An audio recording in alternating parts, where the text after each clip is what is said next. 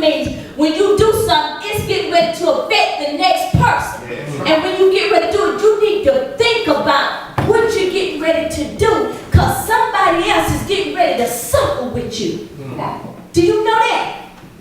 Somebody else is getting ready to suffer with you. With the very idea, the thought of what you're getting ready to do is not just going to be you.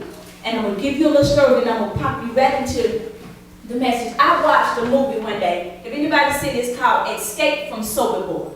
And it's about the Jews in a concentration camp. Have anybody ever seen that movie outside of me?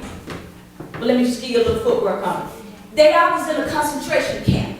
But to keep them from leaving and trying to break out, the guards created a system, which means if you tried to break out and they caught you, not only was they going to kill you, but now you had the privilege. They would bring all the other Jews out and line them all up in a line. And now not only was you going to be killed, but you had the privilege to go over and pick out a person that was going to have to die with you. Can you imagine that?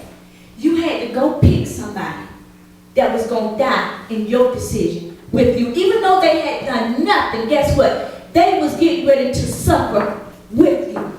So they thought that would keep people from trying to escape if you thought somebody else was going to have to die with you. And so this is the picture I want you to paint. When you do something that's sinful, it's not only going to affect you, guess what? You are personally picking out the next person that's getting ready to suffer with you. Because your sin is never private. It is never just going to affect you. How many of you know that? That your sin is never going, so the next time you think about sinning, think about, I'm getting ready to go pick out the person that I want to suffer with me in this sin. And that leads us to the topic of the title of the message today. It's called, Am I My Brother's Keeper? Come on. How many of you know? I want y'all to say that out loud. Am I my brother's keeper? And who else is suffering because of your sin? What you have decided to do. Are you your brother's keeper? I want you to sit there in your mind. You don't have to say it out loud because I don't want to put nobody on blast. But I want you to think in your mind. Say in your mind, am I my brother's keeper? Do you think that what you do is just going to affect you? Do you consider somebody else when you get ready to sin? Think about it in your mind. If I was to ask you that question right now, are you your brother's keeper? What response would you give me? Would you think, yeah, maybe I am, a no, what he thinks is not of any concern to me? How many of us think you're your brother's keeper? I mean, be honest, not because I done set the groundwork for it. Do you really think you're your brother's keeper? And how many of you think it ain't none of my neighbor's business what I do? Now see, all of you answered correctly when you said I'm your brother's keeper. But how many of you know it has to go further than that? See, just because you say it does not mean you live it.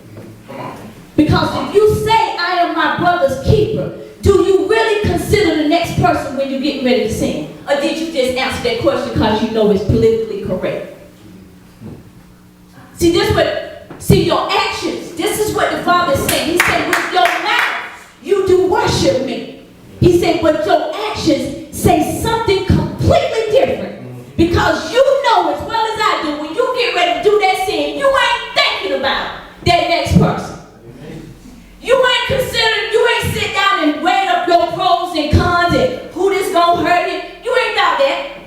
So we say we were our brother's keeper, but our actions say, I have the me syndrome. It's all about me. This is what I want to do. See, that's the truth. The Father said, when your actions line up with what you say, then you are congruent, then you're real. Come on. Then you're real. There's no variance in you. But if we say one thing and we do another, Father said, there's some misunderstanding here. And that's what we're going to bring to the table. We're going to bring some enlightenment, some understanding. So guess what? Our actions can line up with what we say. And we can truly see, am I my brother's keeper? Come on. Come on. Am I my brother's keeper? I'm going to set you up a scene. I'm going to take you in the Word and show you what the Father says about are you your brother's keeper. We're going to talk about Cain and Abel first. How many of y'all know the story of Cain and Abel? No? They in the garden. Well, no, they're out of the garden now. This is Adam and Eve's first son. Two sons, Cain and Abel. And we're setting up the scene now. Look, watch what takes place in this scripture as we read it. Okay. And it says, now Abel kept the flock, and Cain worked the soil. In the course of time, Cain brought some of the fruits of the soil as an offering unto the Lord. But Abel brought fat portions from some of the firstborn of his flock. The Lord looked with favor on Abel and his offering, but on Cain and his offering, he did not look with favor. So Cain was very angry, and his face was downcast. First of all, you see two people bringing an offering, do you not? Yes. Yeah. One brought one thing, one brought another. The Father accepted one person's offering, but he didn't accept another. So you can see by what's going on. The Father told them to do something specific, but one decided to do what? What he wanted to do. He had the me syndrome. He didn't care what the Father told him to do. He brought what he wanted to. And because of that, the Father did not accept his offering. Come on. It said, but on Cain he did not look, and his face was downcast. Then the Lord said to Cain, why are you angry? Why is your face downcast? If you do what is right, will you not be accepted? But if you do not what is right, sin is crouching at your door. It desires to have you, but you must master it. Before I go any further, how many of y'all know what crouching means? Because see, just what you have to see, when you are contemplate doing a sin, you have to see that sin is crouching right there, waiting for you to make that decision so it can what? Pounce on you. Crouching means, if take a lion for instance in the wild, in the jungle. Before he gets his prey, guess what he does? He crouches. He gets down real low in the grass where the animal that he's trying to get can't see him. He makes no noise. He's very silent. He's just surveying. And he's watching it for the perfect opportunity, guess what? To pounce on his prey. Yes. And how do he always gets it? Because the prey don't see him coming. This is what sin is like. Sin is sitting in your mind right now. And you've been planning a sin. You've been thinking about it. You've been pondering. This is sin crouching at your door. It's sitting there and it's watching you. And it's waiting for you to make that crucial decision so it can, guess what? Pounce on you. And before you know it, it got you. And then you left with, guess what? The residue on how you're going to get out of that. Sin, you didn't see it coming. You weren't aware of it. You didn't think that little voice in your head that's telling you to do that was really sin crouching at the door. But I want you to get a mental picture of this is how sin sit and wait on you. It's waiting for you to do that very thing so it can set you up for a mighty fall. And because Cain did not realize what was going on, let's watch what happened to him.